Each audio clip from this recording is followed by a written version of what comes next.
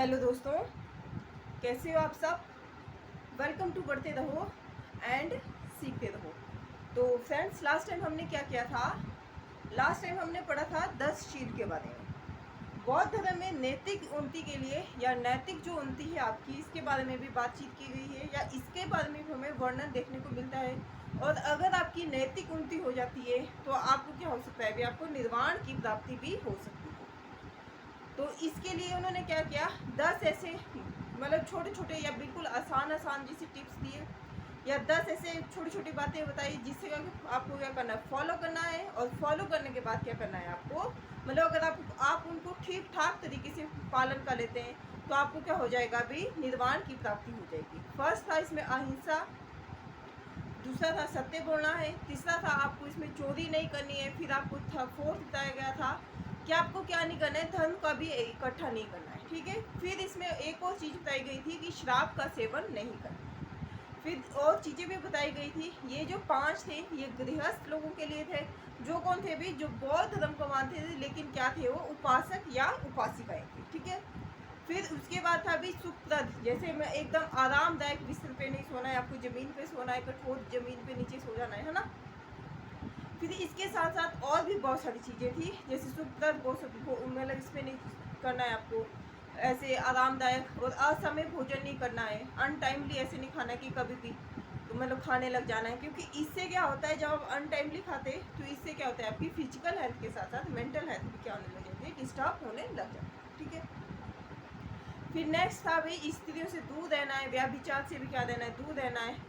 और इसे प्रपंच या गंदी हरकतें नहीं करनी है, जिससे कि क्या हो भाई, आपको क्या नहीं, निर्वाण की प्राप्ति नहीं हो। बिल्कुल सिंपल और सादा जीवन जीना है ताकि क्या हो सके, निर्वाण की प्राप्ति हो सके। ये होगी कल की बात। जो हमने कल किया था 10 शील के बारे में क्या बनाई थी, हमने एक लिस्ट बनाई थी जिसमें 5 जो शील थे, जो 5 जो तरीके थे वो गृहस्थों के लिए थे, लेकिन जो पूरे पूरे 10 थे वो किसके लिए थे, भिक्षु या भिक्षुणी के लिए थे। उनको ये करना है, इनको फॉलो करना है और निर्वाण की प्राप्ति करनी है, ठीक है। फिर अब हमारी जो आज का टॉपिक है वो है बौद्ध संगीतियाँ। संगीतियों का मतलब क्या है भाई, सभाओं का आयोजन किया गया ताकि क्या हो सके, बौद्ध धर्म का प्रचार प्रसार हो सके, ठीक है। और जो बौद्ध धर्म का जो भी जितना भी हमारे पास वर्बल फॉर्म में क्या था, ज्ञान था, अवेलेबल था, उसको क्या कहना, उन्होंने रिटर्न फॉर्म में क्या कर लिया, संकलन कर लिया। और इन सब के लिए क्या अलग अलग शासकों के टाइम पीरियड में क्या किया गया, संगीतियों का आयोजन किया गया। और इन संगीतों का आयोजन करने के पीछे का मेन रीज़न यही था कि क्या हो सके, बौद्ध धर्म का प्रचार प्रसार हो सके। और जो साहित्य था महात्मा बुद्ध के टाइम का, वो क्या हो सके भाई, उसको उसी फॉर्म में क्या किया जा सके, सेव किया जा सके। क्योंकि पुराने समय में क्या होता था कि ऐसे नहीं चलता था, मतलब वर्बल फॉर्म में होता था तो लोग एक टर्म फॉर्म से दूसरे इसमें क्या कर लेते थे, उसको कन्वर्ट कर लेते। अब हम क्या करेंगे, फटाफट से वीडियो को स्टार्ट करते हैं, लेकिन उससे पहले आप क्या करेंगे, चैनल को लाइक करेंगे, शेयर करेंगे एंड क्या करेंगे, सब्सक्राइब भी करेंगे and press the bell icon. और एक प्यारा सा छोटू सी क्या करेंगे, कमेंट भी करेंगे, जिससे क्या होगा, मुझे मोटिवेशन मिलेगी आपको और ज़्यादा क्या मोटिवेशनल या अच्छी वीडियोस बनाने की, ठीक है। तो स्टार्ट करते हैं। सबसे पहले हम देखेंगे कि जो बौद्ध संगीत है, तो पहली संगीत थी भाई, वो कहाँ हुई थी, राजगृह में, मतलब पाटलिपुत्र में हुई थी, ठीक है। क्योंकि जितने भी बौद्ध धर्म का हमें कॉन्टेंट दिखाई देता है या बौद्ध धर्म का प्रचार प्रसार, वो कहाँ दिखाई देता है हमें, पाटलिपुत्र या मगध के आसपास वाले एरिया में दिखाई देता है, ठीक है। मगध पहले 16 जनपदों में से एक था, लेकिन जैसे मगध का उत्कर्ष हुआ वैसे उसने गद्या अपने आस पड़ोस के राज्य को जीतना शुरू कर दिया, ठीक है। 483 ईसा पूर्व में हुई थी, अजात शत्रु के शासनकाल में थे।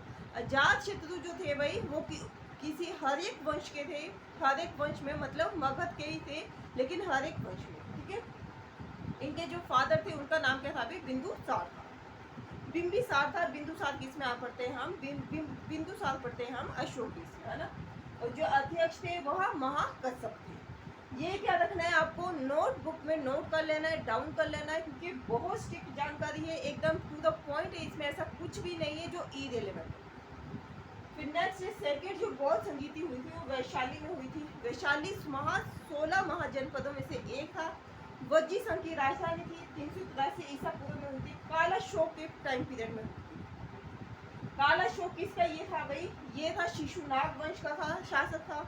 और इसके अध्यक्ष कौन थे, अध्यक्ष की बात की जाए तो साबक मीर क्या थे, इनके अध्यक्ष थे।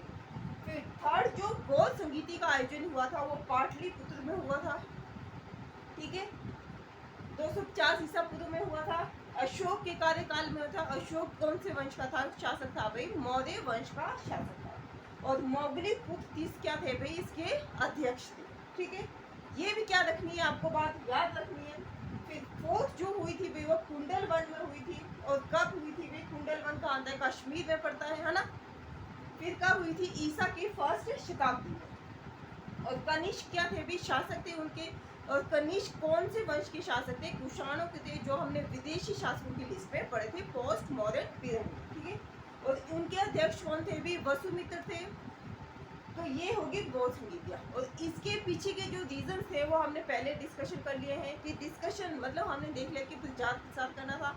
और इसको क्या करना था, मतलब रिटर्न फॉर्म में क्या कर लेना था, कलेक्ट कर लेना था, ताकि जो भी ज्ञान है वो क्या रह सके, पीढ़ियों दर पीढ़ियों क्या तक क्या रह सके भाई, संकलित रह सके, ठीक है। आज की वीडियो इतनी ही है, शॉर्ट वीडियो है। और अगर आपको वीडियो क्या लगी हो, अच्छी लगी हो, तो आप क्या कर सकते हैं, लाइक कर सकते हैं, शेयर कर सकते हैं, सब्सक्राइब कर सकते हैं और एक प्यारा सी कमेंट भी कर